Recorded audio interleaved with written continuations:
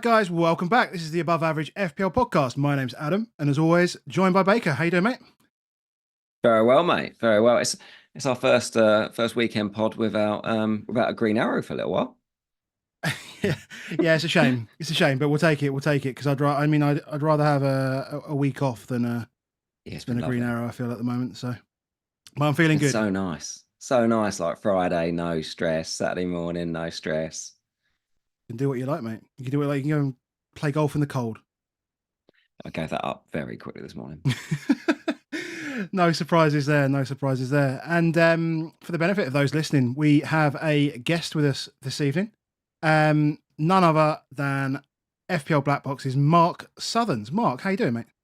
Good evening. Yeah, I'm really good. A pleasure to be here. Finally made it onto the podcast. Long time listener. So yeah, I'm really pleased to join you for this. I guess it's a break, isn't it? It's not an international break, but it feels like a break. And after the hectic period of Christmas, as I said to Az, it was quite welcome having this FA Cup break, to be honest. But it's given us nothing but more questions, I think. That's the only thing. There's lots of permutations sort of happening in front of our eyes, isn't it, with the FA Cup and stuff like that. But we can work through that. We've got plenty of time. And I think, as you were saying, I can't remember you said this on the last podcast or whether I was listening to you on another one, Baker, but you were saying this is the time now where, us that are engaged start moving through the pack. And, I'm not quite the same as you were last year, but Mark, I'm in a similar position and I'm a rank that I don't like being at. And hopefully I'm going to do, something similar to what you did last year and start making my way back up relatively quickly. It'd be nice. You're smashing it, Mark.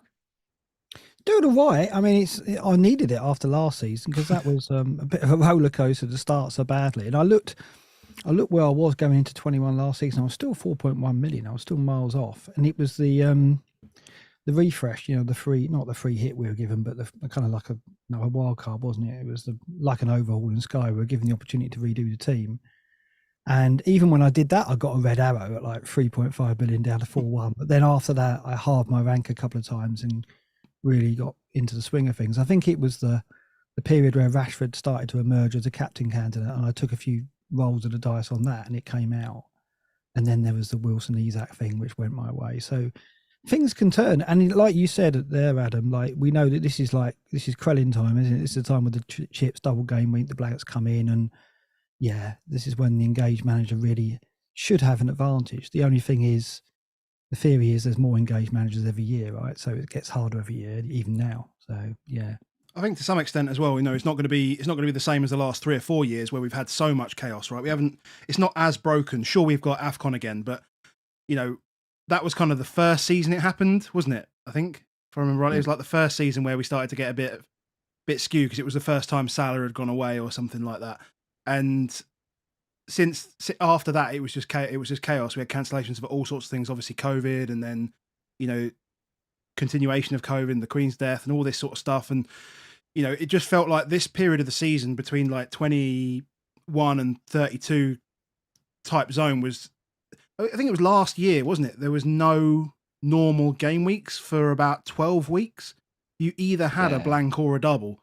So, we were all kind of, the engaged managers literally steered themselves through that and, just gained thousands and thousands of places on people that were just like, oh, fuck, I've done it again. I've forgotten and now I need to make a transfer and what do I do? And they bring in someone that doesn't have a game the following week and it's, it's chaos. They're just going round in circles. There's always something though in there. Like this season's just injuries, and now we don't know where the doubles are, but they come in. Yeah. How I was going to ask actually is because we are a pod of two very biased Spurs fans, and we, went from biased Spurs fans who didn't take FPL that seriously and then tried to take it a lot more seriously. Hence, we ended up with this. You obviously legend for a long, long time, but a lot of that time Forest weren't in the Premier League. Now they're in. Does the bias come out? Yeah, it's harder. It's much harder when Forest are a factor. Like in many ways, FPL replaced Forest in my heart in some ways, because I was a season ticket holder, went for a lot of miserable seasons, and then gradually decided that because that was affecting my moods at weekends and I was giving up a lot of time and putting that first ahead of friends and family, I moved away and didn't give as much attention to Forest. And FBL came along, and that filled the hole, and then that started to take up my time. The two met last season, and it was absolutely bizarre. I was a bit bewildered at first. Maybe that was behind my bad start. I don't know, but I was just confused where to go, because you have that heart versus head a lot of the time. And obviously, you've been playing FBL with Spurs in it. So I guess you've had a lot of time to get used to like not letting those biases feed into your decisions. But you can't help it, can you, sometimes? I still do it now. I can just imagine your first draft last season, you were like, right, how many Forest players can I get in here? How many can I sneak in without it being too detrimental? But no, I mean, we find that. I mean, obviously it's better, like naturally it's better when your club's doing well as well. I mean, we talk about one of the years when we did it where our Spurs mates smashed it, because the first 10 weeks of the season we were smashing it, and they had Kane and Son, and I think me and Baker jumped off of Kane after the first week because he blanked against Everton, and then he went and scored 4 against Southampton or something like that, or assisted 4 against Southampton. Son scored 4 and he assisted 4, didn't he? And then we were just chasing Spurs fans. Like, that was a season where everybody was chasing Spurs fans for ages. It's fun. It's fun. I love having Kane. He's like my all-time favourite FBL asset, and now it's probably Trent. And last year, my bad start was because I backed Son and Kane from the off. I had them in that home game against Southampton. Didn't have Haaland and Salah, and Haaland and Salah killed it, and Son and Kane started slowly. And then we know, obviously, Son didn't recover, but Kane certainly did. So I just got the timing wrong there. I backed Kane over high. Didn't think Haaland would get a slow start, but I didn't think he'd destroy teams like he did. And the Forest bias is more not backing players against Forest, like trying catching in Haaland against Forest. It's really hard to do, but of course he got the hat-trick and I lost a load of points by not doing that. So it's not so much picking your own players, it's knowing that you've captained a player against your team that weekend and you've got to watch the game. Yeah. It's weird, isn't it? That's harder. Weird. Yeah, so weird. That's harder. It's so weird. Let's say hello to everyone in the chat. So good evening. Almost 400 of you in here already. Thank you very much for joining us. This is episode 201 podcast-wise. So having just passed that nice little milestone, which is good. If you do enjoy what we're doing, make sure you drop a like on the video, hit subscribe, get the notification bell. If you're listening on the podcast, like it, review it, give it a nice little star rating. 5 of them would be great. And, we can start 2024 the way that we finished 2023, on the up. That's what we want. Should we just dive straight into, I say the elephant in the room, but it's Son and Salah are gone. They have left the building. And we need replacements, right? So are we all in agreement that we're just going to be spending the money? Or is there any part of us that wants to hold on to either one of them for a period of time? I do think it's like, I just think we're coming away, the disclosure part. So for me, I've got 4 playing defenders. I've got 5 playing midfielders, albeit that includes these 2, and I've only got 2 strikers and an archer. So for me, to keep them, I either have to change formation to 3-4-3. But I've got Trent. I've already got Bowen, who's quite expensive. I've got Saka, who's obviously quite expensive. I've got Watkins and Solanke, quite expensive. So realistically, the best way for me is probably to sell both. And then that affords obviously Haaland in. And I've got 2 free transfers as well. So all of those things make it easier. Do I think I'll sell both this week? Not sure. Not sure on that one. Not sure on that one, because I think there's so much to work through. And I don't think, no matter what now, I suspect I won't get Haaland in this week. That's probably on my other disclosure side of it, which means I'll probably sell at least Son this week. That's my starting position. I mean, I think so. You're saying you won't get Haaland in for 21. You'll wait till 22. I'm fully expecting that I won't. There could be a lot of stuff happens during the week, but I'm fully expecting that I won't get Haaland in this week. Yeah. I mean, I've got I mean, I don't want to sell both, but I think it's almost inevitable that I will. I think there are ways I can just sell Son and get to Haaland. So I've got I'm playing 3-4-3 already, but I've got Bailey as a fifth midfielder who obviously can play. Right. And I've got 4 playable defenders in Porro, Gabriel, Trent, and Trippier. Lascelles is the fifth player, fifth defender, and my third sub, who's obviously someone I need to get rid of. I've got 1.2 in the bank, and I've got 2 free transfers, so I'm in a good place. And there is a route where I can just sell Son, sell Trippier, and get to Haaland if I sold Darwin. So I've got Solanke, Watkins, Darwin up top. But it just feels awkward. It feels wrong to have a player of Salah's price on your bench. It feels like you're missing opportunities, or it would do if there were obvious opportunities to take. I think, going back a couple of weeks, looking ahead to this time, I was like, no, I'll probably have to sell Salah because there'll be players that I want in midfield who are good, good options, not elite players because we're selling the elite players, but they're next tier down.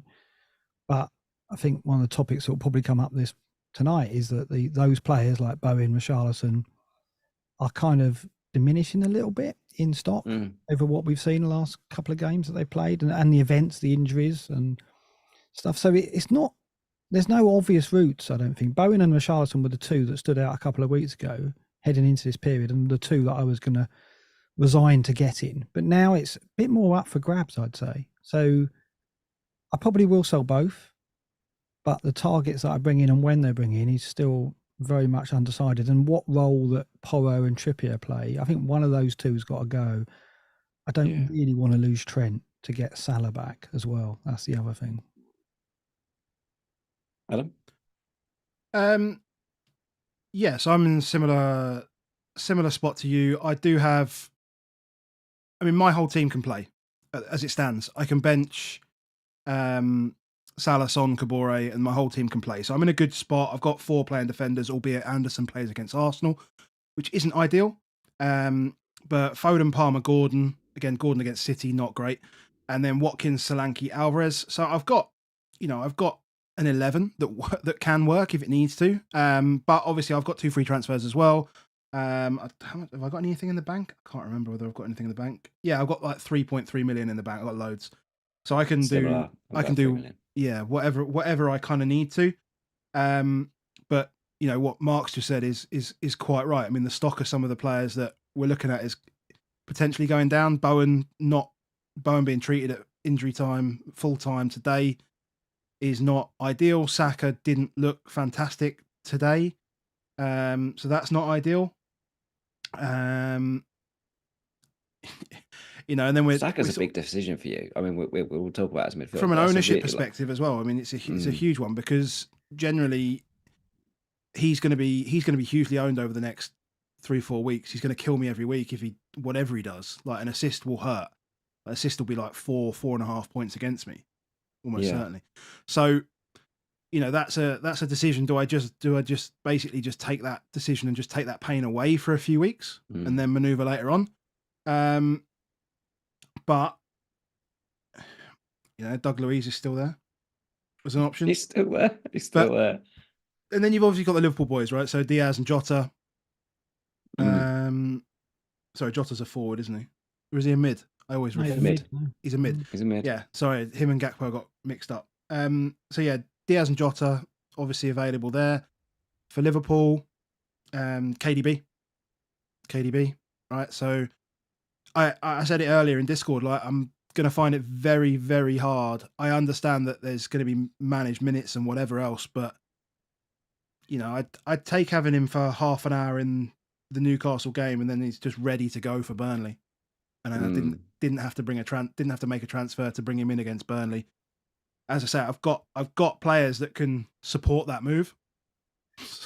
So I wouldn't bench him, but I've got players that could support that move.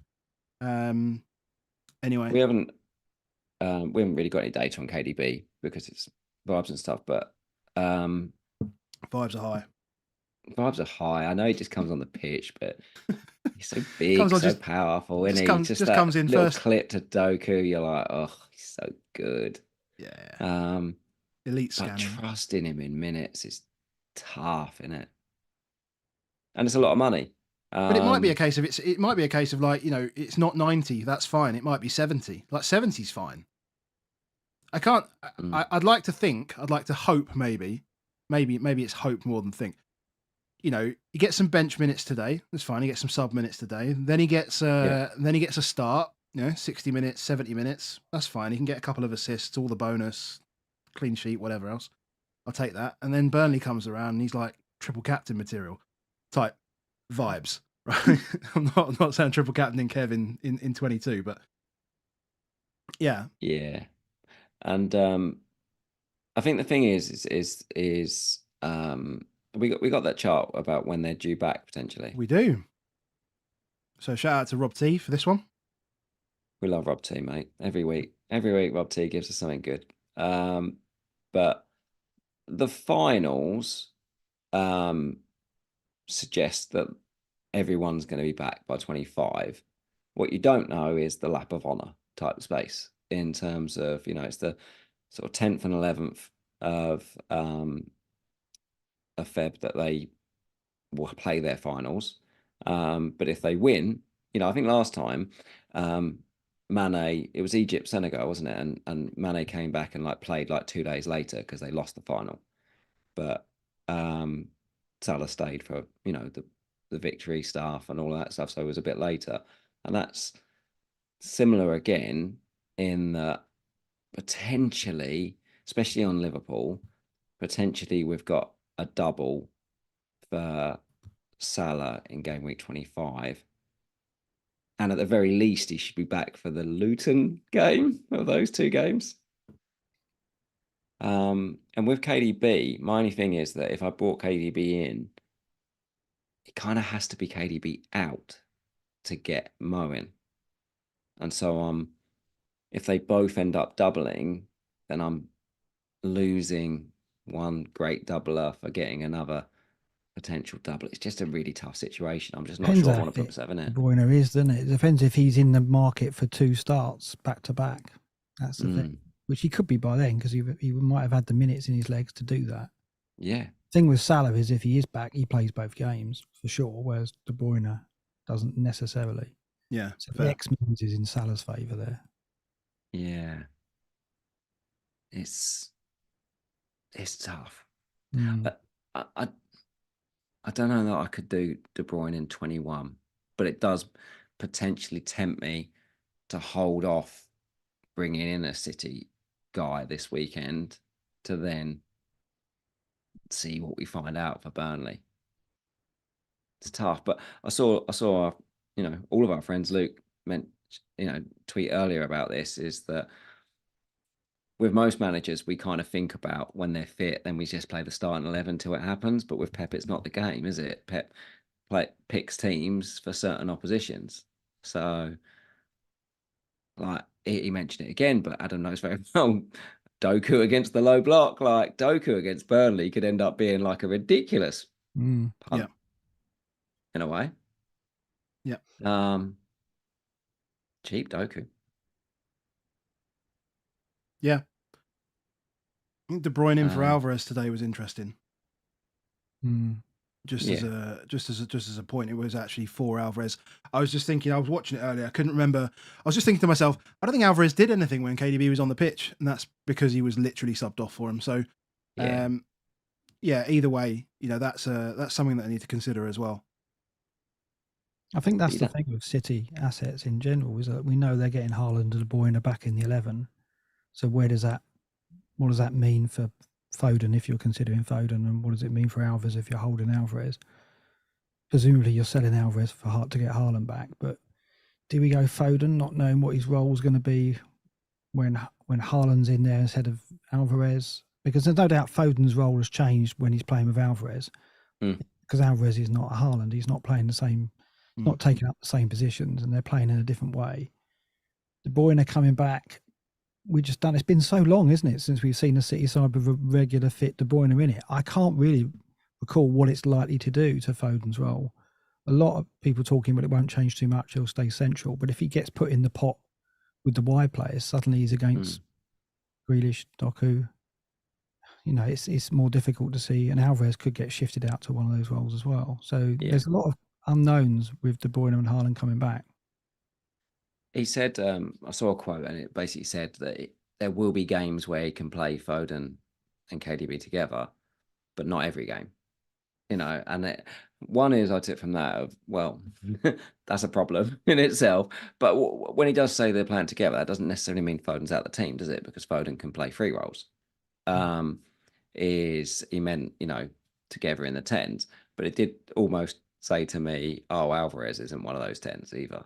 You know, is if he plays them too.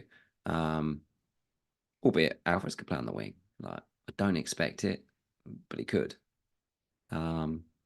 We just don't. We just still know so little, don't we? And this feels like sliding doors decisions, doesn't it? Maybe it won't be. Maybe what we do with Son and Salah won't be as big as we think it will be. Maybe it will just be very little between the options, and no one will win it, and it will just get through it, and then Salah and Son will come back and we'll readjust. But it doesn't feel like it. It feels like it could be key, doesn't it? Yeah, it's our friend Zoff, who's currently level with you in the old Great and Good I saw. Uncanny scores, isn't it? Yeah. Does that mean you've become more by the book? I don't know that one. As wants that to be the conclusion, yeah. But yeah, it was really weird how we had the same score last weekend, this week, same ranks. And it's bizarre. Yeah. Well, he's having a good set. But I liked his scout article, and he said about his granddad refers to him as like the best among the worst, and it's like that's kind of a bit what we're now starting to pick a bit without these two, and therefore it does feel like a big decision, but it also does feel like it could be a lot more variable because who knows what these guys are going to do? You know, you kind of know with Mo he's going to be involved because he's such a big talisman in that team. You just kind of know Son's going to be involved because well they are, but the other guys you're like, either you don't really like the team that much or you're a bit scared of the players. I think is that's where we're facing into for all of it. Tough. So we're all probably selling both. Don't know if we're selling both this week. Son first for me because he's the one likely to drop first for me. I think I can take another drop on Salah without losing money. It looks like it could happen tonight. What's on?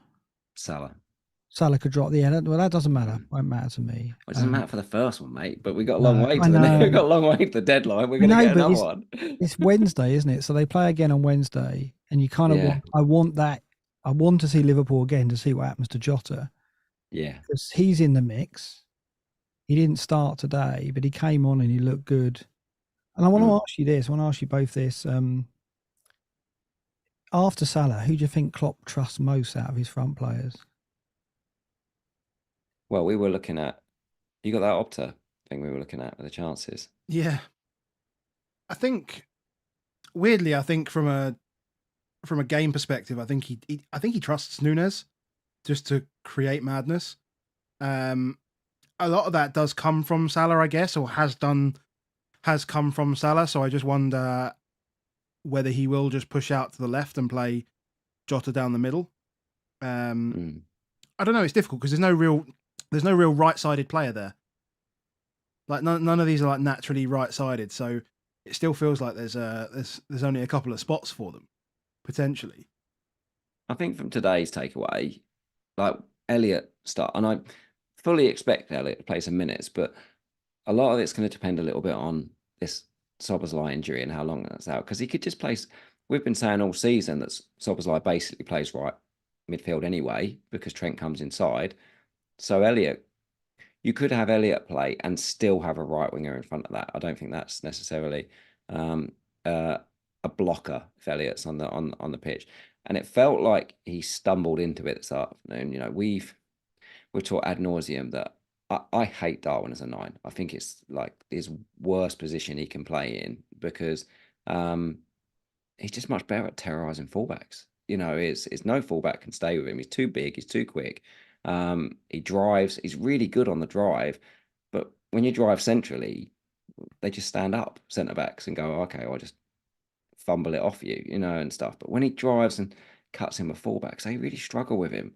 So if at second half where he went, oh, okay, Diaz, we'll move you off the left, put you on the right, we'll push Darwin left, I was like, you've cracked it, because they were so much better second half that you've just got to think midweek he plays Darwin left and he plays Diaz right. And if that happens, then there's only one position that's up for grabs, and that's the number 9. And Gakpo obviously started the game at number 9, and then Jota comes on. I think we all think Jota's the one. But I do think there is times where, especially against teams like Arsenal, very similar to what we've always said with Bobby, where he would be like, right, Bobby, you'll play the false 9 role. Gakpo can do that. Jota can't be false 9. Like he's the go-out team. So Bournemouth, I think Bournemouth, like that feels like such a fun game. I would be like, yeah, go with it. Play Jota at the 9. Albeit you'd think what this is really saying is Jota or Gakpo, you've probably only got 60 odd minutes here to do the stuff. But the fact that he changed it all at half time and switched it around almost says to me that Klopp doesn't fully know himself. But I like Diaz on the right. Yeah, I think that I mean, I didn't see all the games, so I was doing a stream at the time, but I've watched some of it back, and I think he just felt like he could be more aggressive second half. And I think that's what was behind the changes. He was away at Arsenal. He was never going to go full tilt, but he then moved to that, didn't he, and was more attacking. I think the scenario I'm looking at is possibly that Liverpool play Fulham midweek. If they put that first leg to bed and Jota impresses, say Jota scores and they win 3-0. So that obviously that's taking Fulham out of the equation with no disrespect to Fulham, but something like that isn't beyond the realms of expectation. A good Liverpool home win where the second leg is almost done and dusted. If Jota does well, he then holds his place at Bournemouth, and then the second leg, Klopp plays Gakpo down the middle because he rests Jota and then brings Jota back in for the Chelsea game. So suddenly you're getting 2 starts out of Jota in the 9 role if he does well and they put the first leg to bed. This is why we've got to wait to see what happens, I think, because I think that could be... Jota at the moment wasn't really in the pecking order to be considered for me, but he's moving up the ranks, and that what happens Wednesday could decide it, whether or not I go with him or not. Because having a Liverpool player in place before we even know if Salah's coming back for 25 will be handy, because then you know you've got a Liverpool attacker for the double if Salah stays on. So that's an advantage, isn't it? Because we're all selling. I mean, if you've got Darwin, you're selling for Haaland. I think most are anyway. Yeah, and the Bournemouth's a good game.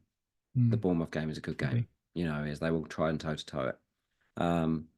The problem is it's over a week. It's a week after the deadline. So and although we could read from the Wednesday, like Gakpo got that brace, didn't he, in Europa, one of the last games of Europa, and he still played Darwin 3 days later. I think that was the Man United game, came like 3 days later, and I thought, he'll play. He might play back Gakpo again after that, after a brace, and he still didn't.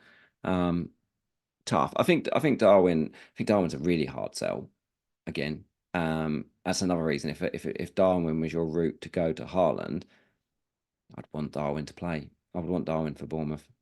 I wouldn't take him. Jota, this is, what we're looking at here is exactly why I think Jota feels like the person you could chart, or he should trust, because was that big chance conversions at 62.5%.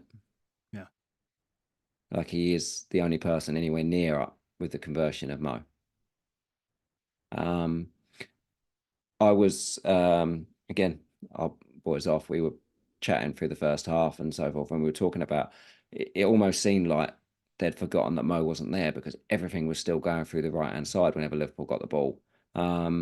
So Diaz is the one that can be on the ball and carry the ball and do that out of those front three. He's comfortable on it. I think with Darwin, it goes chaos, doesn't it? So the move is over one way or another very, very quickly.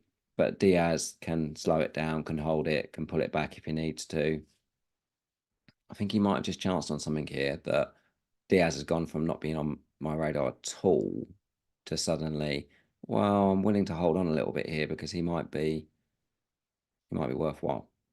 I do wonder about creativity amongst that front three, though. If you had Nunes, who is, carrying the ball, taking it past fullbacks, coming inside, looking to get a shot off, and you've got Jota, who's probably one of the greediest number 9s you'll ever see, and Diaz is greedy as well. They're all greedy players. I wonder whether Gakpo provides that balance. That's also something maybe to think about. It's almost like we're going to get a triple threat of Mane and Salah, just not passing to each other. I don't know. Even like the chance at the end, like Diaz had a chance at the end on the right-hand side and, just couldn't get the ball across. Didn't really look like he was too interested in it. Darwin at the back post screaming for it. Didn't get it. Then obviously 2 minutes later, Diaz scores anyway, so it's fine. But yeah, I just wonder whether there's going to be much play in between and whether they're going to have to, might make people like Trent better because they might just become more direct. Yeah, big boy Trent. So well. Trent feels big over these next few weeks. With Jota though, like again, things that we've talked for years and years about, Jota's never been a rotation risk because he always plays.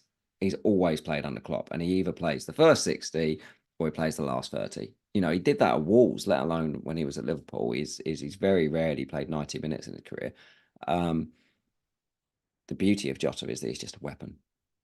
He's such an attacking weapon. Yeah, and Nigel the Crab, he's echoing you in the chat with a super chat, £2 there. Thank you very much. Jota is a good pick, even if he just plays 15 minutes. Yeah. I don't disagree that I don't disagree with that. I think it's still tough though. If you know that a guy is going to play 15 minutes, like, are you going to pick him? Yeah, and that's enough. It's so for difficult me most to of do. the time to go no. But just on that game earlier, because we haven't got a lot of Arsenal stuff, and we would be accused of bias, so we can ask Mark. Any thoughts on Arsenal? Well, yeah. I mean, Odegaard was a player that, if you go back 3 or 4 weeks and you look ahead to this period, you'd be going, well, maybe I'll just double on another Arsenal mid because got Saka and they got Martinelli and Odegaard was creeping up the XG tables. He was creating more chances and getting more touches and in areas that can hurt opponents. But it's dried up again. And again today, he didn't take that chance first half. He's a quality player, and he's integral to everything they do going forward. But they just don't have a cutting edge, do they? At the moment, they're not taking their chances, and it's such even if they win games during this period, I don't see them winning easily. I see it being an effort, and I've already got Saka. So do I want to go in with 2 Arsenal attackers at this point? And this is what we said at the top, wasn't it? Like, the stock is diminished for some of these names that we were going to consider going into this period, and Odegaard's definitely one of them. Quality player in a great attacking team normally, but they're not playing with the fluidity that we expect from them. They haven't played with that all season, and they've always lacked a striker, haven't they? We always had doubts about Jesus. We had doubts about Havertz coming in. Eddie, when he gets his chances, is a bit erratic. And it's just coming home to roost this season. They're really struggling because the goals aren't coming from Martinelli and Saka like they did, and Odegaard's not contributing as much either. So it's troubled times, isn't it, for Arsenal? Yeah, I mean, I've brought up. I'd love to say yes. I mean, obviously, like one win in 7 in all comps, right? I'll reel that off as many times as I can in the next week. But yeah, I just brought up this sort of midfield options chart without Salah and Son. And you just note Odegaard down near the bottom for XG, and even like things like his what I think is quite interesting here is his non-penalty XG per shot at 0.06. And when I think about last season, he was the guy that made late runs, and he was always finding himself in the box, in and around a penalty spot, and he was that guy that was taking that final shot. And those chances are higher chances than 0.06. So he's just not getting the same opportunities from a shooting perspective, and you're right. His XA is at the levels of like it's still okay, but you're right. I mean, Arsenal just don't have the finisher there, right, at all. Yeah, and So this chart, this as Mark next week, comes, it's like the most black box chart we could possibly make up for you here. So when you Feel feel at home, it's ranked by XG, not MPXG, XG, on this. Is that just so you could get know, Palmer to the top of the table? well, just it is what it matters, isn't it? Do you know what I mean? Like XG does matter. You know, we pick penalty guys for a reason. But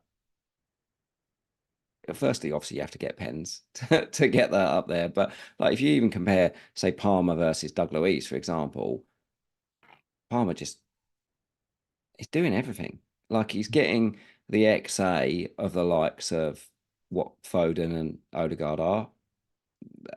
You know, the creative guys, the Gross, the Bruno. He's getting a decent amount of NPXG, like 0.25 per game for a midfielder is pretty good. You know, it's up with the wingers, you know, around the Gordon, Garnacho type space, Diaz, you know, those type of players. Saka. Saka. He's there with Saka. And he definitely, you know, is taking pens. And I mean, yeah, Palmer, if you haven't got Palmer, for me, like, he has to be the first person if you haven't got Palmer, because there's still loads of teams that haven't got Palmer. He would be there. We're going to have to talk about Richarlison, because this measuring it by XG. I guess when you're looking at these things, I put it by XG because I always just think I want goal scorers.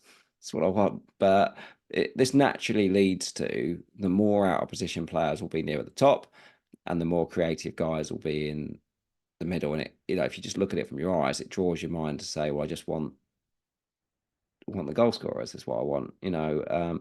But Mark, when you're like, what do you profile people, or like, do you prefer the scorer? Do you prefer the one that can contribute in many ways? Like, what's your feelings when you're trying to work this out? I don't want to exclude assisters, because like you got Pascal Gross and Neto on here, right? And I think Gross has got what, the most assists now this season? Has he got 10?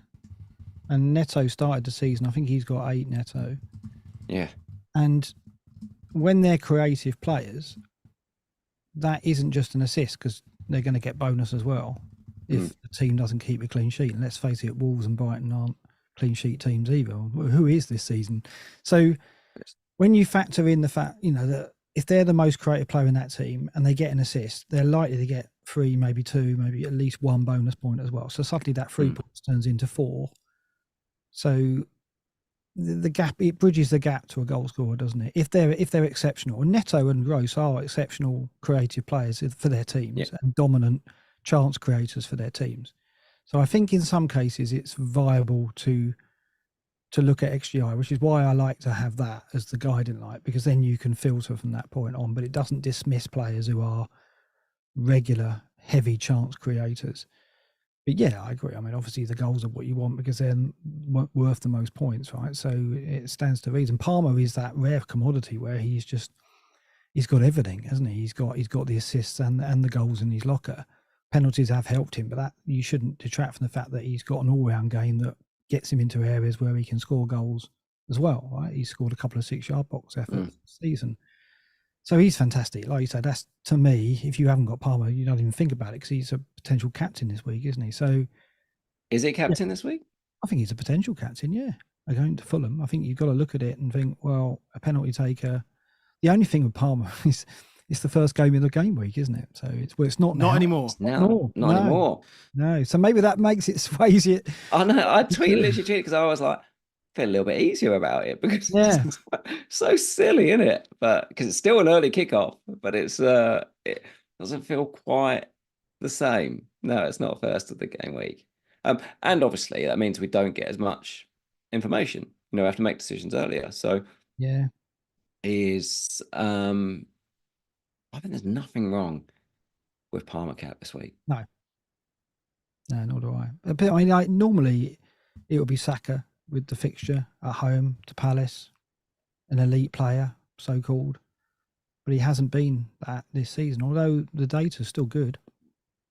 the one thing on the data, and it plays out here in this MPXG per goal space. So this is how much XG he kind of needs for a goal. So he's needed 1.33, and that feels a bit like it. Doesn't feel like a good, you know, he hasn't finished well. I mean, even today, the chances were snatchy. I just wonder if Arteta just overloaded him. Like last season, saying, I want you to be a 60-game player. This season, when it's not working, he's fluffing his lines. Do you know what I mean? In terms of it, he's still getting the chances.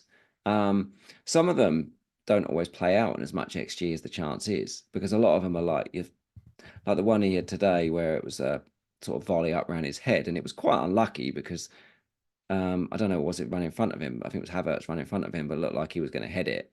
And then it comes to him and it's just rushed him.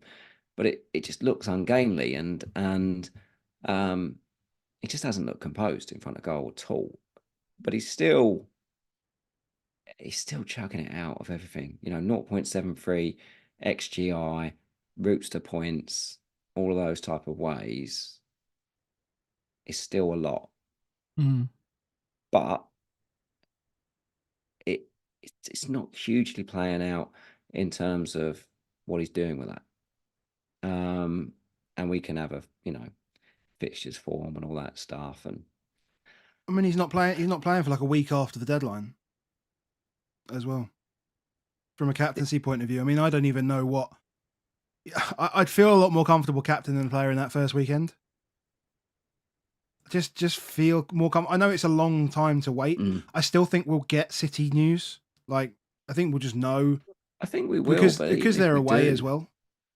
Well, I think is there any news that's positive, I guess, is my feeling on the City news, because Foden will definitely play. 100% Foden will play. Start. Yeah. And start. The news we might get on Alvarez is more that maybe he doesn't start. So there's potential negative news, but I don't think there's necessarily. I mean, obviously starting is positive news, but not enough that someone's going to go, I'm going to bring Alvarez in. So it's not really make anything. And even if Haaland news does start, do you think you cap him? Like, because we've just seen, like, I'm bringing De Bruyne back. One, he put him on the bench and then didn't bring him on. Second time he brings him on for half an hour. You kind of almost think, well, the best next thing is you let him play 60 minutes or so. So then, and then you're like, well, if he does start De Bruyne and thinks, because that seems the next logical move is you start De Bruyne, but he's not going to start De Bruyne probably and Haaland in the same game when he thinks both of them aren't going to make 90 minutes. That is a problem. But if he does say, I'm going to start Haaland, what is he not just going to take him off again? And I still think there's the same deal. Like, say again, if you're Sven Botman, you stand on his foot well quick.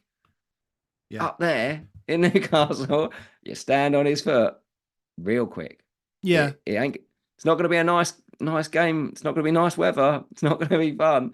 There'll be plenty of opportunities to stand on a foot. Like, it just feels like a weird game that you'd start him, albeit it's not as much as Newcastle haven't been the best. It's not easy going to St James's Park. Not for anyone. It definitely feels like I'm more comfortable than looking at Palmer, obviously, as captaincy, right? It kind of just shoehorns me there. The fixtures, like, all in all, apart from the Arsenal game, the fixtures aren't great all the way down. Horrendous. At all. There's actually no standout fixture here, and I'm sure when Rob T chucks out his wonderful, his wonderful game week preview with all the expected goals, we're going to see a lot of very close games, and not like too 1.7 versus 1.4s. Yeah, there's going to be nothing. There's not going to be much above 1.5. I'd be surprised if there's anything above 2. Maybe Arsenal, maybe. Yeah, I reckon Arsenal will be like 2.1, something like that. And then everyone else will be below 2. So it's not really going to be. Yeah, I think play the guy that's going to get 90 minutes at home on pens. Like, I think that feels just like a sensible thing to do. And Nkunku, just in case we somehow thought Nkunku was going to be on pens, or like that might create extra rotation. He doesn't look like he's playing now. Out for another 3 weeks, albeit that's like one Prem game. Yeah. Just one thing quickly though, actually, just while we're talking about pens, just one thing. Somebody mentioned like we didn't talk about who's taking pens for all the various teams and whatever else. So like, who do you think, mate? Who do you think takes pens for Spurs? Oh, Richarlison. Yeah. Are you comfortable with that? Like, how do you feel about that? No, I'm not comfortable with that. I'm not comfortable with that at all. I think Richarlison will take the pens. I think Porro should the take him. pitch. I think Porro should take him. I'd love Porro to take him. Wouldn't put it past Gio, take a pen at all. Brennan, just take pens for you, mate. Not well though. Okay, forget that then. Been that. It's a penalty taker. He missed a good percentage of them, so no, he's not taking them. Bentancur? Yeah, maybe. With the captain's armband? Yeah, maybe. Maybe, but I'm going to assume Richarlison. What about Liverpool? Darwin. Like people are pulling out Darwin's 12 out of 12. Like his most recent penalty was in like 21-22, and before that it was about 3 years before that. I don't know. I think it's Trent, mate. I genuinely think Trent's taking the pen. He picked up the ball the other day, didn't he? Did you see that? You see, Baker said this to me last week on the pod, and I was like, no. He's just they're just doing this hold the ball thing while they just. It's just the one. Yeah, I know. He's leading the team, but he's also the one that's definitely on the pitch. Do you know what I mean? Like it's all true. the other strikers could come off after 60 minutes. True. I just think I can just see it. Obviously, McAllister is back, so it could be McAllister. It should be probably McAllister. Yeah. But I just feel like I just can see it. When you want to vision it, I can vision him holding the ball, puts it down, bangs it. Yeah, you can see it. Like it. That's. I feel like it. I feel like it could be. No work it out. If we knew that, suddenly he's captain material, right? I was so hoping for a pen today. And again in midweek, like that will change everything. If they get a pen in midweek and Trent takes it, we're all capping Trent for Bournemouth. Yeah, quite possibly. Yeah. Yeah. And also, it changes the picture for game week 25 as well, doesn't it? It's like, well, if Salah's not certain to play both games or come back for both games, you don't have to move to him because you can captain Trent for that game. You could triple captain Trent over triple captain Salah. Who'd do that? No one of sane mind. Do I detect that that's a running theme? May have happened before. I mean, we both messed up. That game week 26 was that season 4 last, wasn't it? Season 4 last, game week 26 when he had Norwich and Leeds. I wildcarded, so couldn't do it at all. I tripled Trent and he missed. He didn't play. He was dropped the first game or rested. Yeah. Salah got 5 goals over the 2 games? Yeah, ridiculous. Yeah, very nice season. Yeah, well, that was painful. Yeah. Harry says maybe Trent captain game week 21 as Baker confirms he's on pens. Yeah, I think that's it. Confirmed now. Yeah. Confirmed. Above average guarantee. Oh, we got to talk about Richarlison. Mark, you can ask us all the Spurs questions you like. Yeah. Okay. So he looks obvious looking at the data. But one thing we haven't spoken about, I guess we have touched on it for Liverpool. You take Salah and Son out of these teams and what impact does it have? If you talk to the analytics guys, they're very much like, well, no, you can overplay the absence of a player on the impact around the players around them. Obviously, the models will allocate a lot of the expected points to the other attackers because Liverpool and Spurs are both good attacking teams and we expect them to still win games without Son and Salah and still score goals and maybe plenty of them. Do you think, though, I mean, I saw the Spurs game and I wasn't impressed. You played at kind of half pace for the first half, I think, and Ange wasn't happy. And yeah, I mean, it didn't make me think, yeah, okay, Richarlison's the one because Spurs can create. Son's not your chief creator. Salah very much is, along with Trent for Liverpool. But what do you think you lose from Son? Do you think that's a significant loss that does dent Richarlison's expected points in any way? Adam? I don't think it does. I don't think it does. I mean, I'm not hot on Richarlison myself, and that hasn't changed with Son being there and not being there. To be honest, the way we attack won't change. We've got very sort of similar profiles of players that we want on the right and left, right? We want players that are going to, cut inside and take on fullbacks. They're not there to be creative. They're there to overload defenses and cause problems. We do massively, obviously, still miss Maddison, and we don't know if Maddison's going to be back very soon. There's, we managed to, like, Ange rolled out Bentancur with no prior information at all, and then brilliantly goes on to media this week after the game saying that don't question my integrity. If he's injured type thing. But at the same time, if you don't ask, I'm not going to fucking tell you. So clearly nobody was asking about Bentancur, so he didn't mention it, and he just started. So, I mean, I'd imagine all the questions now are going to be about the players that we've got coming back. Is Mickey back and ready to start the game? Is Maddison back, ready to start the game? How's Christian doing? All these questions. I think if there's any inkling of Maddison being back in this side, then I think that makes Richarlison better. Yeah. But at the same time, I would much rather have Maddison than Richarlison, personally.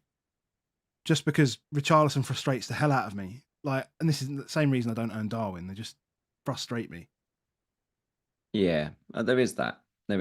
This suggests, looking at this, is that his XG at 0.58 per game is great. It's all non-pen XG as well, which makes it unbelievable. Like, so stand out compared to everybody else that we're looking at on these midfield options. His average shot, is the highest we're looking at here, along with Bowen, so the chances are good. His actual finishing is in line with his XG. So, like, it's 1.02 XG per goal. So, okay. Penalty justice, great. Volume's great. Shots in the box are great. Big chances are fantastic. It's all really, really good. It's all really, really good. It doesn't feel that way. And if you're an owner, it feels like you've been really hard done by because of the other stuff, the offside goals that happen. Actually, this could be so much higher. If you watch Friday night's game against Burnley, the number of times he was in really, really good positions and a shot didn't even happen because he does stupid things. And the main thing with Richarlison is the minutes, is that he is averaging 70 minutes per game this season when he starts. He comes off, in my opinion, and I don't know because I'm not Ange, but in my opinion, he doesn't come off because he finishes badly. That I don't think that's the problem. His pressing of either the keepers or centre backs, it visibly gets worse as the games go on. It's not brilliant. Like, I thought it was going to be better than it was. I thought that would be one of the really good things from him. And it's not as good as I expected it would be. And it definitely drops off second half. And he knows Son, like previously, he knows Son's really good at it. So he'll move Son into that position. It might be the reason why we want Timo Werner, is that somebody quick that can just be up there and leading that press and strike is a really important part of how we play. I think not only that, like we haven't got another option to replace Richarlison at the moment. Like, Dane Scarlett came on, and Ange isn't rolling him out in Premier League games. No. Like, we're not. Yeah, because Felice is now injured again, or now injured, I should say. That would say there's security of minutes there. In theory. But the other thing that I think he gets for is that he gets booked. Yeah. And the second he gets booked, you are like, get him off. Like, as a fan, you're like, get him off because he's going to do something silly here. He's about to do something silly. So that those are more the reasons why I think he plays limited minutes rather than that it's bad finishing. Because I think the other night I was like, oh, he played 80 minutes, so therefore maybe it's we're trusting more because of Son. It's normally something he's already doing, I believe, that gets him off rather than it's, oh, he played 80 minutes this time because he's trusting more and do all that stuff. But yeah, of course, if there's not the option, but we now think there will be because we think there'll be Timo Werner, who potentially, yeah, if you just want someone to run around and stay at the top and potentially beat the last line, well, that's possible that he does take some minutes off him. Do you think that's going to be minutes? Do you think that's going to be minutes that he'll just play more minutes than Richarlison, or do you think he'll come and replace him? Because obviously, because when I say replace him, I mean he's going to come off the bench to replace him rather than actually take his place. What I mean is, instead of what we see now when Son's there, is obviously Son comes off the left, and does Timo, for example, do you think he would start on the left hand side and then come inside when Richarlison gets hauled? Could do. Because he could do, couldn't he? because if that's the case, then is you about to say we're going to get Timo Werner? Is Werner an option? Could he be an option at some point? I mean, there's so much that we don't know, right? We don't know price, we don't know position, we don't know anything. Plus, he's played fuck all minutes this year anyway. So, do you think Ange wanted him? Yeah, I feel like anyone we're getting in is fully signed off by Ange. Right. The only thing that potentially says to me that it's not Ange that was the primary person is that we've got Villa's old head scout, haven't we? As our guy Lang, where his name is the guy. And Villa haven't really got a left winger. I mean, they've got Zaniolo, but I mean, he just gets injured all the time and stuff, but he's not that fit. I wonder whether Lang wanted him. You know, obviously they got Coutinho when they got in. They brought in an experienced guy as a left winger before. He has done that. So I wonder whether he was already eyeing it up and maybe went to. But Ange definitely would have signed it off. Like, effectively would have signed it off. I get it. I assume that Werner will finish the season having never started a game, and it's just what it is. But when the Leipzig manager has said that he needs the minutes, he's gone to the Germany squad, right? So if you're Werner's agent, you're not signing him for Spurs to play 20 minutes to replace Richarlison every week, is he? He's coming to. He surely would have gone to Ange. I want starts, and Ange, if he's the guy I think he is, a man of integrity, he won't have lied to him and gone, well, yeah, you'll get starts, not give him starts. So I think it's really interesting. He's definitely back up to both Son and Richarlison, isn't he? And you don't. Yeah. We've got Solomon's just come back from injury, and obviously we've got Brian Hill. You do think maybe one of them's on the way out. Maybe there was already Brian Hill. Maybe we can get some money for and get him gone. So maybe that's there. It's really tough. We don't know, and we're not going to know. That's the other problem, because we ain't got any games now. It's just straight into the Man United game. Yeah, tough. That's the other problem with Rich, isn't it? Is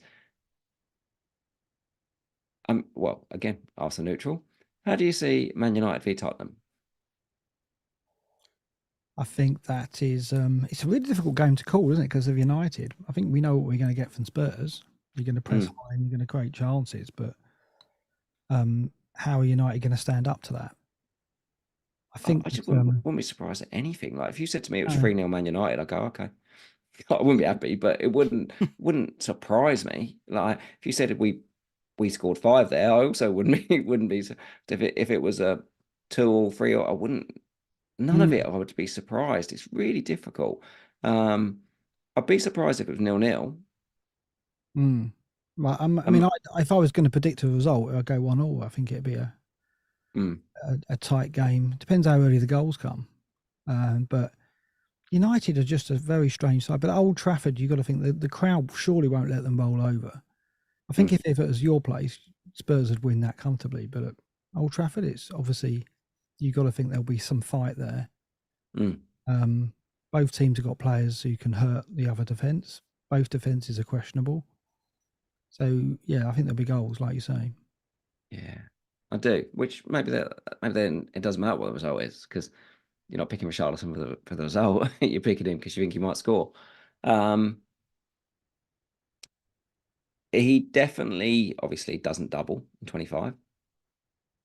Well, we don't know that, do we? I don't know if we know why Chelsea Spurs wouldn't double in 25. He can't. But I've not seen it mentioned at all that was the case. Double. But he can blank. He can and probably will blank in 26. He can and probably will blank. That, again, problem, Like, isn't it? I do think if you bring Richarlison in and you're trying to load up on Liverpool and you're trying to load up on Man City, it feels like everyone's pushing themselves down this free hit 26. If you look at 26, a lot of us are going to have Palmer, a lot of us are going to have Porro, a lot of us are going to have Trent. That's your three bench players already. So if you've got Richarlison and you want Salah back, you're in trouble, aren't you? So I'm looking at the Spurs players and thinking, if I get Richarlison, I have to get rid ahead of 26. And I might even probably will have to get rid of Porro because I'm not losing Palmer, I'm not losing Trent, and I want Salah back. So Spurs players are definitely players that have got a sell-by date, and that sell-by date's, game week 26 or maybe before if I need money. It's weird. We may improve defensively before then when Romero and Van der Ven are back. It's weird because obviously, like, we're pretty open right now playing. We're sort of patchwork quilt type fucking defense right now, trying to keep the water out, but we're failing generally, and it is a struggle. Obviously, trying to play four fullbacks across the piece. It should get better. Van der Ven back on the bench was good, but yeah, I see what you're saying about 26. I don't know. Maybe that's the weaker free hit just to navigate that. That'd be like a Spurs bias thing as well, perhaps. Yeah, just so I can keep my Spurs players. And even when you get to 25, by 25, you can almost guarantee that Maddison is back. Werner's up to speed. You've got Brennan. You've got Kulusevski. You'll have Sarr back. If Bentancur's still fit. If Basuma's back and those worlds. There is a world in Tottenham where Richarlison isn't first choice. Yeah. That's probably the other thing with Richarlison. Yeah. It might have sailed. Like the ship might have sailed on that. Albeit you're taking a punt probably lower down this list. Like, I really like the idea of Elise. When I looked at this, I was like, wow. And obviously he's been great since he's come back in. This is Elise and Jota's data on here. They're the only two teams. This is from the start of the season per 90, but they're the only two players that have played like 600 minutes. Everybody else is like well over 900 minutes. Pretty robust data. But Elise's numbers look fantastic. He's out, and you're like, well, Eze's numbers aren't terrible. If you have got already, or potentially will have 8 attackers, or you did want to keep one of Salah or Son, those look all right. But it's so hard to trust. It's so hard to go get a Palace mid when potentially City and Liverpool double. Yeah.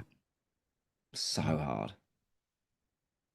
So talking of doubles, blanks, and everything like that, I think we haven't mentioned yet that if you haven't headed over if you don't know about Ben Crellin, then you need to know about Ben. Get his lovely planner.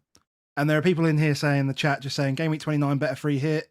I thought game week 29 was the blank. Game week 29 will be a blank because there'll be FA Cup quarterfinals, but the League Cup final in game week 26 will create a blank as well. And obviously you've got Chelsea versus Fulham. Liverpool versus Fulham and Chelsea versus Middlesbrough. So, you could expect like Liverpool-Chelsea final, which would mean Chelsea-Spurs. Who else is in there? Liverpool-Luton. Those are the two, right? Chelsea-Spurs, Liverpool-Luton. Yeah, those are the two. But it's big enough. Yeah, big enough, isn't it? Yeah, and then 29 at the moment. I mean, you sent me like a little percentage thing before we started, Baker. I didn't put it in here, but the fact that the FA Cup this weekend has gone the way it has at the moment, with basically zero, like hardly any teams have been eliminated so far, and there's been very little upsets and stuff like that. The chances, like right now, there's only one guaranteed fixture, I think. There's none. Yeah. None. Oh no, there's none. Yeah. So Burnley and Arsenal are out, obviously, but Burnley versus Brentford is the most likely. Yeah, and then Luton Forest is the second most likely. Yeah. We could literally have a world where we have Luton, Burnley, Brentford, and Forest. I think Ben said the average is 4 or 5 postponements, didn't he? Yeah. So expect it to be cut in half. Yeah. And you're more experienced in playing FPL in a good way, Mark, than us. do you prefer like, so 29 is like free hitting to get 11 players on the pitch in it when everybody else is potentially with 5, 6, 7 try type things. Whereas I feel like 26, you you've got a much bigger shopping, list to play with because there's only actually 2 games off. Mm. What's do you have a favoured? Yeah, I think for both scenarios, you try and use free transfers to get through them, don't you? And save the. Yeah, I think Ben was saying that he's not going to free hit in 29. He's not looking at that. Yeah, I think a lot of people are looking at, I'll get myself through 29 in whatever way I can, because 31-ish look quite good wildcard teams. That I was looking at, though. The only thing about it is that game week 30 is after the international break, which is notoriously horrid. And then 31, so 30 is on the Saturday, 31 starts on the Tuesday. So the time to be able to get any kind of like price rises, gain anything, and it's just a horrible midweek, despite the fact that there's some unbelievable fixtures in 31. And then 32 is the Saturday. So wild carding during 3 games in a week, I don't know. I don't know. I like it more in the 31 than I do the 30. In 30, Arsenal will got Man City. I mean, for me, I don't want to have to play the free hit in 26 because I think I should be able to get 11 out comfortably enough. It will mean sacrificing one of those players like Palmer, Porro, Trent, Salah, and it's not going to be. It'll be Porro probably, because I think there are other options that are. And I was late on Porro, so I don't have a lot of money tied up to him. And we've got Stupenham, we've got players like that coming back who could arguably offer something similar. You've got to try and move like that 5th defender as well. That like you've got Lascelles, who probably isn't playing. Oh yeah. We've both got Kabore, who definitely won't be playing. Oh yeah. Well, we need to do work with our defence for that week, won't we? Yeah. Because you'll need that third sub, which is normally your 5th defender. So I'll need to move Lascelles out. I mean, if the transfer I make going into 26 is Lascelles to an active defender, I'll be happy, and then get 11 out. That'll be the plan, I think, which will mean losing Porro before 26, which won't be comfortable because Spurs' fixtures are good. But if I'm losing Porro before 26 as a way of freeing up cash to get Salah back in 25, that feels better, which is what I'm kind of looking at. Rather than losing Trent, it'll be Porro who makes way. Rather than losing Trippier, it'll be Porro that makes way. I think I can just about do that. So, and you'll have the obvious captain pick, which is Watkins at home to Forest. In 26. Yeah. It's I don't know about I do fear Forest in that game for sure. I mean, there's actually not bad fixtures in that week. I like it, especially with players that for me for 26. I am leaning towards it because I like the idea of Brighton home to Everton. I like the idea of Palace home to Burnley, Wolves home to Sheffield United. There's some games there where doing something like stupid, like a triple Wolves defense home to Sheffield United, like and I like there's some in there where it's like they're players that I don't necessarily want to own. I do think on the Brighton, I mean, we've talked about it a lot, but Brighton fixtures, I say we need to talk about more.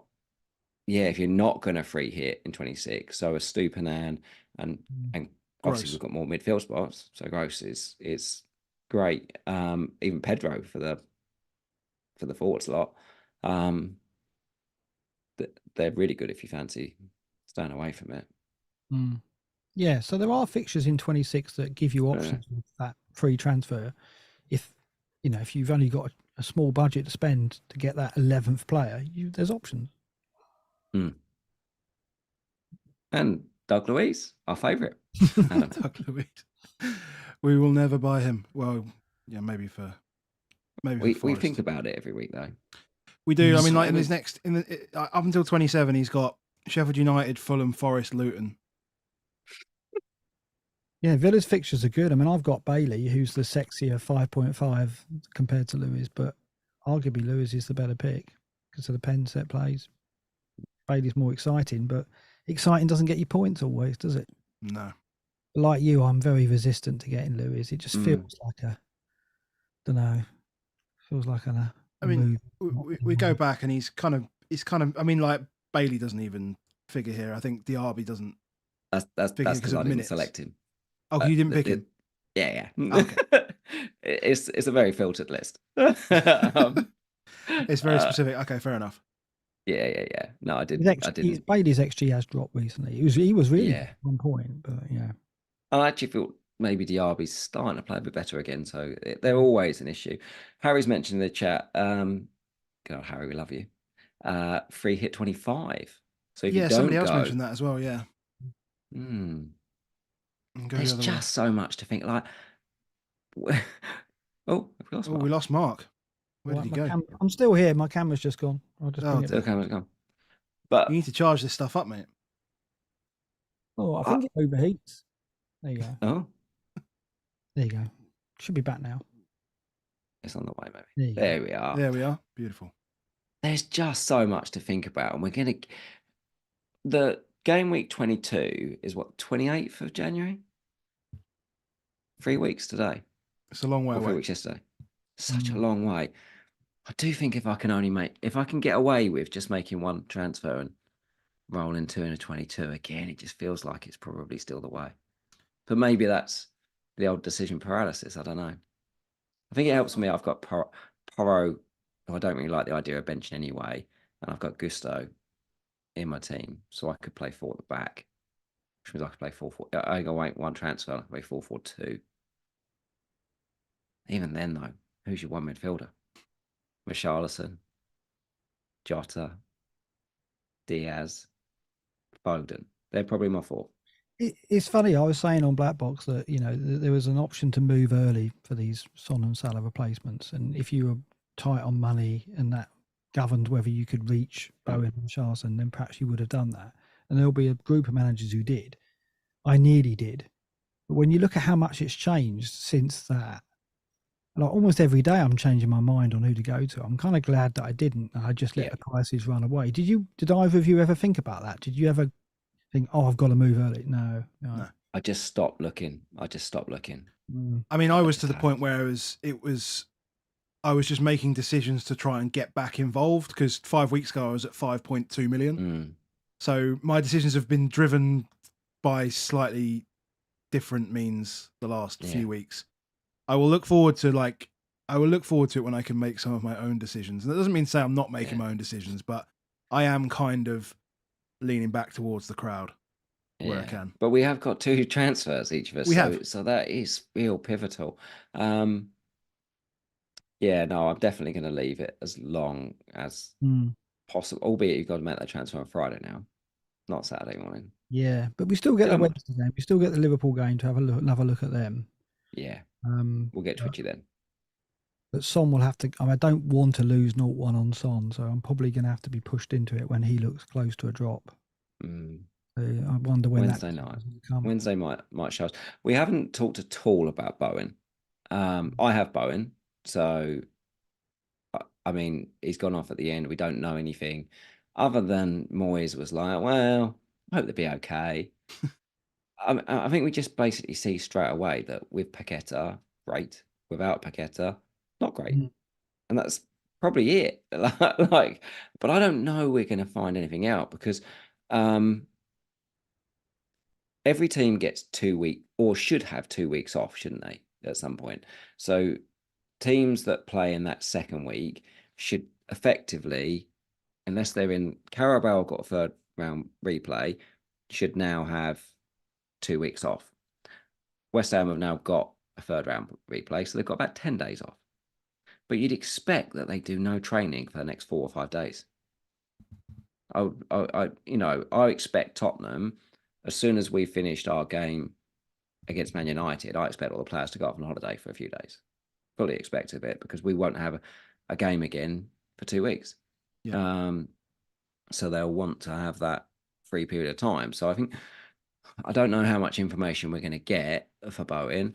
And even if we do get stuff, because it's so long away to Sheffield United, and because he doesn't double and all those things, I know 700,000 people have already brought Bowen in, but you two don't own Bowen. Are you even looking at him now? It's not flagged yet, is he? Not flagged yet, but No, he will is. get He's one. got the flag Is now. he? Yeah. Yeah. Yeah, Thought I'm that was still about that. considering him. I think he's as I said, Bowen and Richarlison, going back a few weeks, were the ones that looked obvious, and it's less obvious now. You're right, it's Paqueta missing as well. Like, what's the Paqueta situation? Because he comes back, sets him up for a goal. You think he's probably assisted half of West Ham's goals. Yeah, and then he gets injured again. When you take him out, and you take Kudos out, Bowen's left in a side which doesn't. I mean, even with those two, they're not one of the the highest XG teams anyway. Bowen, has got his goals through good finishing and instinct, and he will continue to be a threat. But you go to Sheffield United, that's going to be a low block, going to be a really tough game. Without any creative spark, what's Bowen going to get? He's going to be feeding off scraps, isn't he? So it is a worry now. It is a big worry. You can't, obviously, for me, Mark's back in his black box. But we can't, like, for me that owns him, like, I can't sell him. He's playing Sheffield United. Yeah. And hey, if he doesn't play, I'll have Archer, who West Ham would be worse. So therefore, I don't mind it probably as much anyway. But yeah, it's the idea that we'll get the news for both of them by the end of by Friday now as well for the deadline. I just don't see it. We're going to get a press conference, and Moyes isn't useful anyway. Yeah, I can see a lot of people leaving him. I'm hopeful for myself that that's good news, because I don't think enough's talked about how good his finishing is. Like, he's getting 0.39 non-penalty XG per game, which is good. Yeah. His average XG per goal is 0.68, which just means he's a goal every other game player. That's how it's working. He's getting, for all that the attack doesn't really work, he gets 0.79 big chances per game, which is huge. That's more than Saka gets playing at Arsenal. And it's more than everyone apart from Richarlison gets. It's and he gets more than the penalty takers. So like Palmer's 0.68, but that includes penalties, and all these. It's like he's getting an unbelievable output off quite low volume.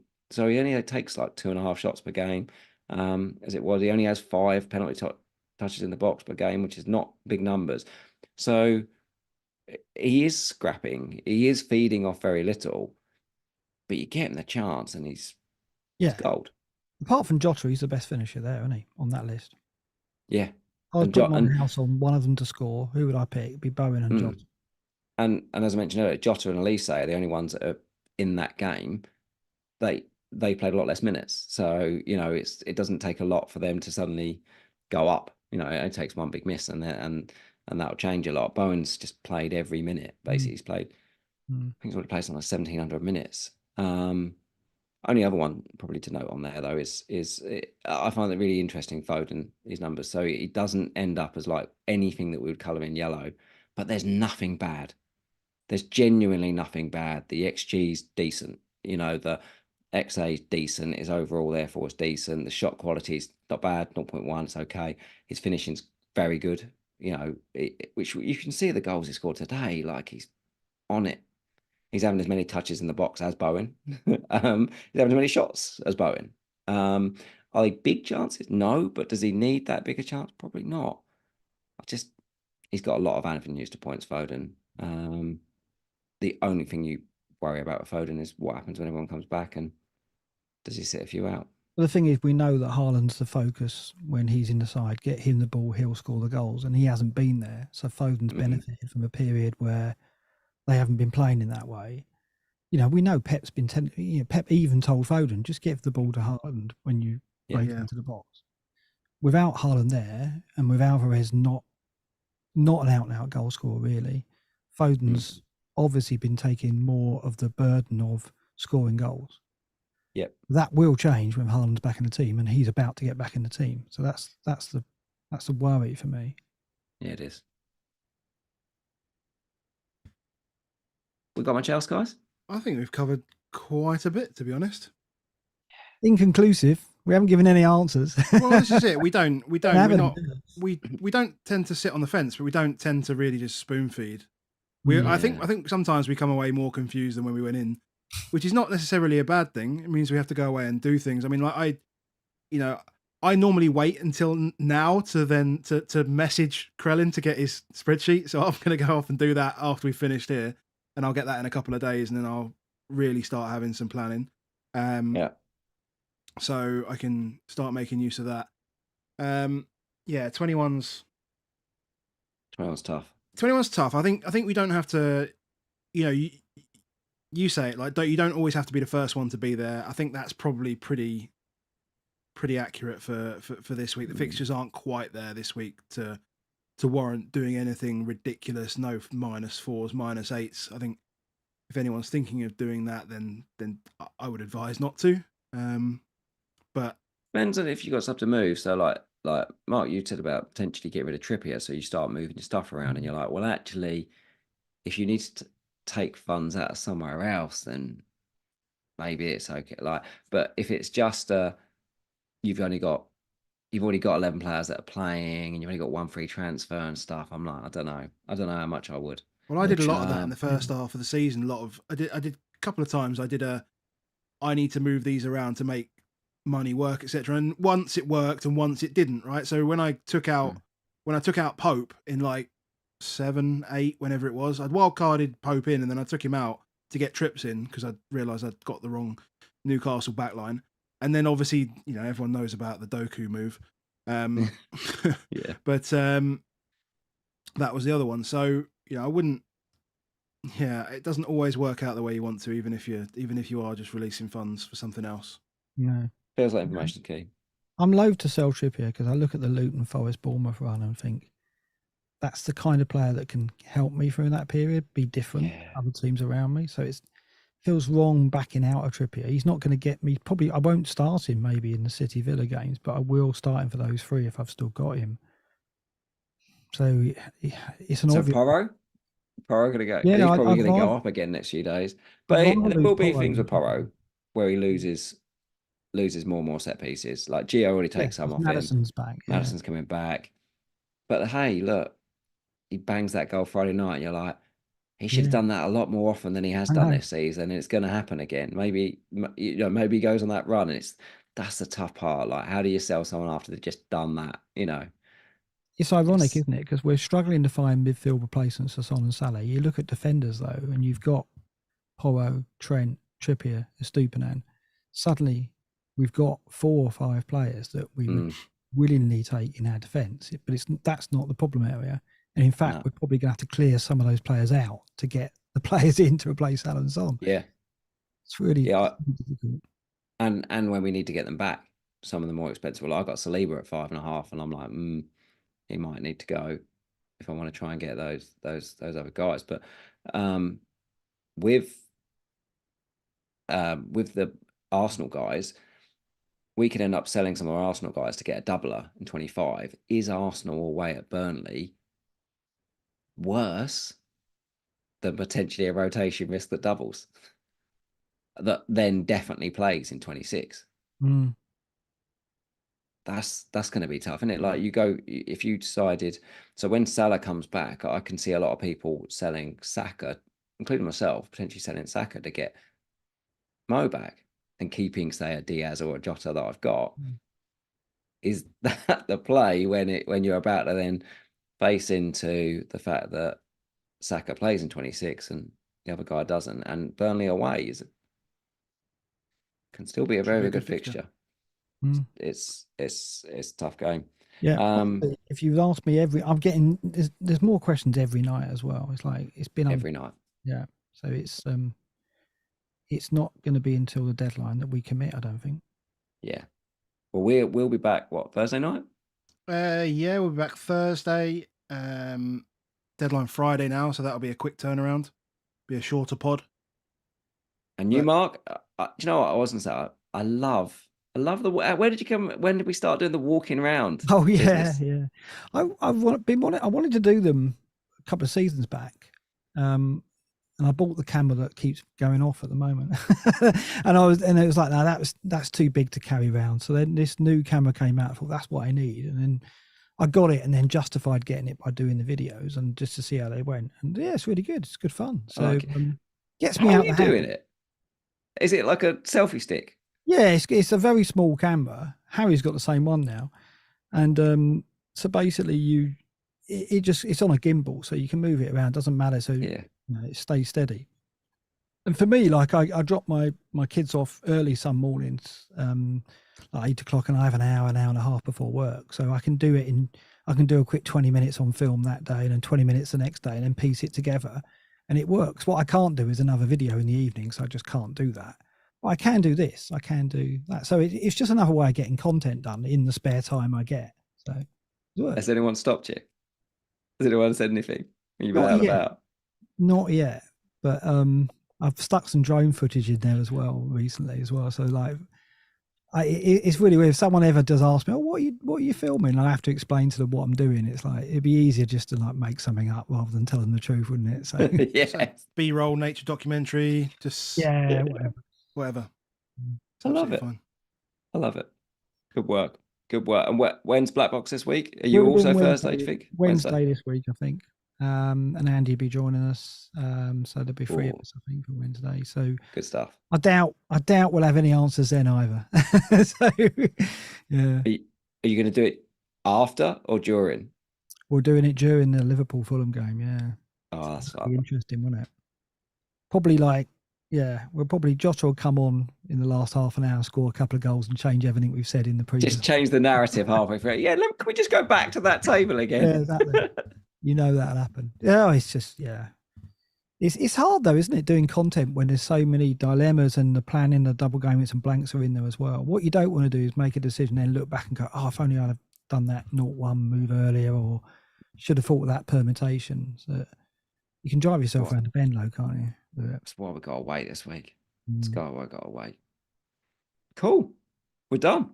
I think we're done. Thanks for having me on. There's a guy Zubin said he sent a super chat, but I can't see it. But if you have a question, then feel free to ask.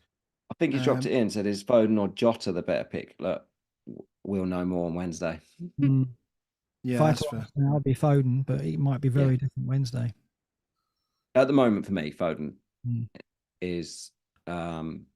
Can you just keep selling Foden, because selling him as in selling him to people to buy him so that I can get more price rises? That'd be great. Hey, he's going to go up. Going up tonight, isn't he? Yeah, potentially tonight, if not tomorrow. He's going to go up again before I get a chance. Yeah, is what it is. Somebody's asked if I'm going to get Doku back in.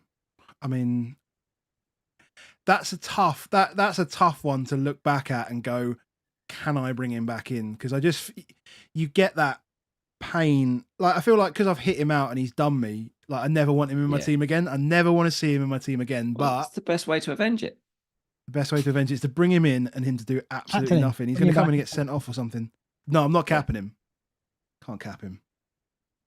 Painful, isn't it, when you have those kind of incidents? Really is what it is. To be fair, actually, I honestly, the last couple of seasons doing this and having ranks that have been okay, but a couple of times I was thinking, it's so painful to keep going and keep going and keep going. The fact that happened to me, I've been completely free these last 6, 7, 8, 9, 10 weeks. Honestly, I'm so relaxed about it now. Like, people came on to see me drink fireballs and whatever else, and I was pissed off at the time, but it just kind of happened. I was literally in the loft doing stuff when the notifications kept coming in about City goals going in against Bournemouth, and just seeing like, oh, Doku goal, oh, fuck's sake.